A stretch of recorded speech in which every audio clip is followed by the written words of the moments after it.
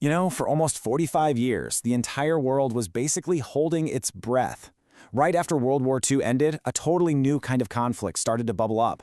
It was this massive, global confrontation that would shape the rest of the 20th century, pitting two giant superpowers against each other in a struggle for, well, the future of the planet. This was the Cold War, and it brought us terrifyingly close to the edge. And you gotta understand, this isn't just some abstract historical question. This was a real, everyday fear for millions of people. The whole massive conflict can pretty much be boiled down to this one terrifying thought. What happens when two giants with world-ending weapons just refuse to back down? Well, we almost found out the hard way right off the coast of Florida. So, picture this. It's 1962. The place? Cuba, just a stone's throw from the American coast. For 13 nail-biting, absolutely terrifying days, this one little island became the center of the single most dangerous moment in all of human history. Look, if you want to get a real handle on the Cold War, you have to understand this moment.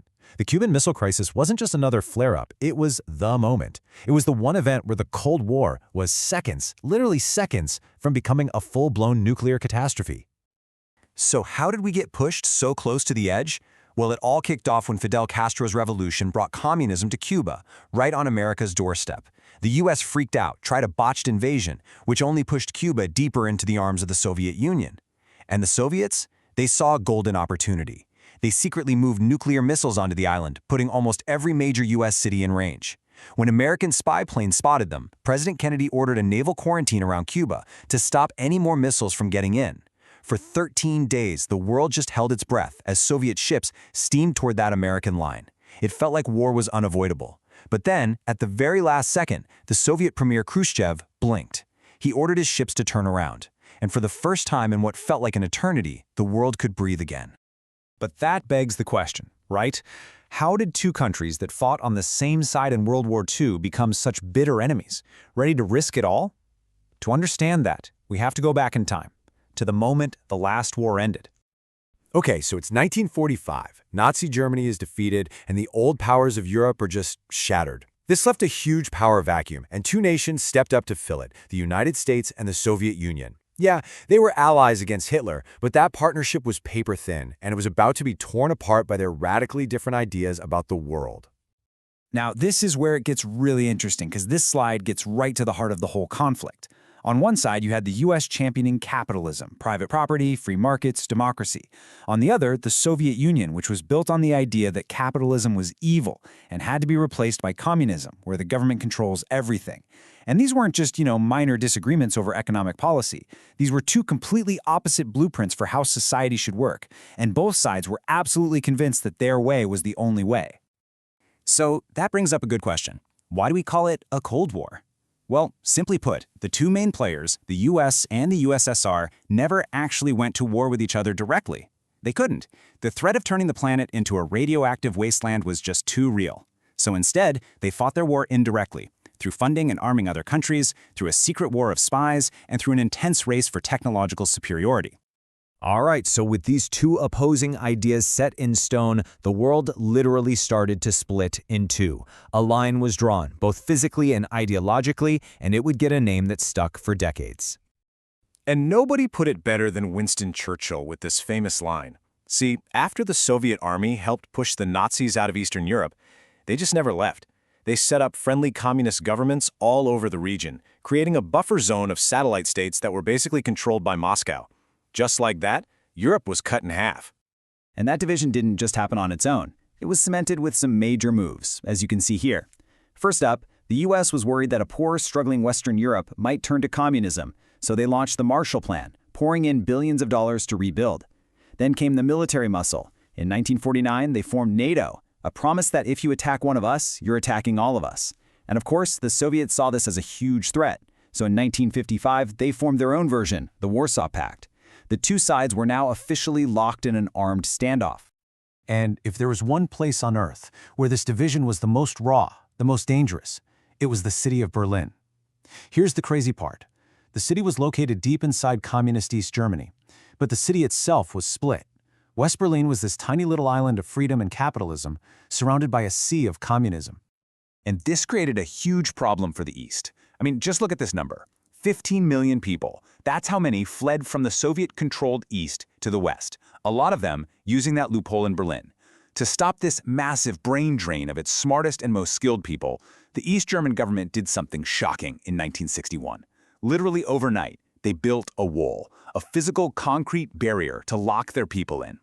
Now, when the big players were careful not to fight each other directly in Europe, that Cold War got really hot in other parts of the world.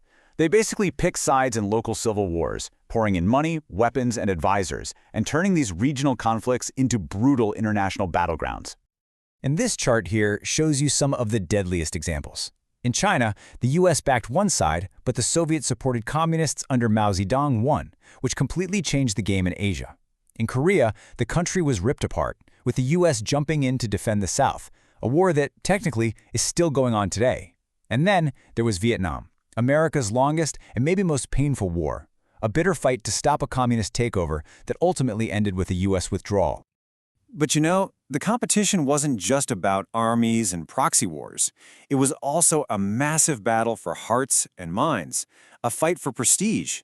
Who had the better system? The more advanced science? Whose vision for the future was the right one? The answers were going to be fought for in labs and way up in the stars. And there's no better example of this than the space race. I mean, this was the ultimate public showdown. The Soviets sent a shockwave through the world in '57 when they launched Sputnik, the very first satellite. Then they did it again by putting the first man in space. To the US, this wasn't just about science, it felt like a national humiliation. It lit a fire under them, leading President Kennedy to make that famous promise to land a man on the moon, which, as we all know, they pulled off in 1969. And of course, while all this was happening out in the open, there was a whole other war being fought in the dark. This was the world of the CIA versus the KGB, a non-stop secret battle of spies and counter-spies, all trying to steal secrets and gain any tiny advantage they could. So by the time we get to the 1980s, the world has been living under this dark cloud for decades. But things were starting to change. The Soviet system was creaking, its economy was a mess, and a brand new, much more aggressive attitude from the US was about to push it over the edge. And this quote right here from US President Ronald Reagan really signaled a huge shift in the American approach. He wasn't interested in just containing communism anymore. He wanted to roll it back, to defeat it. He started calling the Soviet Union out in these really strong moral terms, and it reignited the whole ideological fight. This new, aggressive strategy became known as the Reagan Doctrine. It was basically a three-pronged attack. First, a massive military buildup that the Soviets' struggling economy just couldn't keep up with. Second, constantly hammering them on the world stage. And third, actively helping anti-communist rebels trying to overthrow Soviet-backed governments. The pressure was on big time. And then, something happened that almost no one saw coming. With protests for freedom growing all across Eastern Europe, an East German official made a confused announcement that basically people could now cross the border. That night, huge crowds gathered at the Berlin Wall, the ultimate symbol of the Cold War, and they just started tearing it down with their bare hands. The Iron Curtain was literally crumbling before the world's eyes. The fall of that wall was like pulling a pin from a grenade. It set off this incredible chain reaction. One by one, the communist governments of Eastern Europe collapsed, and just 2 years later, the Soviet Union itself fell apart. After 45 long years, the Cold War was over. The world as we knew it, with its two opposing superpowers, was gone. And that leaves us with a really big question, doesn't it? Sure, the Cold War, as we knew it, is over. The Warsaw Pact doesn't exist. The world isn't neatly divided into two camps anymore.